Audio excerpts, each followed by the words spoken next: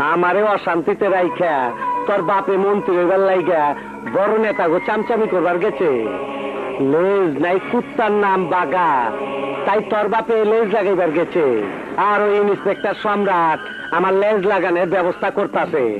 যদি গজেবার পারে তাইলে হেসকি টান দেয়া বেশকি খাওয়ামু। বড় ভাই, সে আশা করে লাভ নেই। ড্যাড ফিরে এলেই ওকে সাইজ করে দেবো। আরে মন্ত্রীর তো বেশি খটখটাইস না। তোর বাপের ছাপের আগে আমি ওই সম্রাটে বাপ ডাকামু। ওই হালার পুত বেশি গরম খাইছে।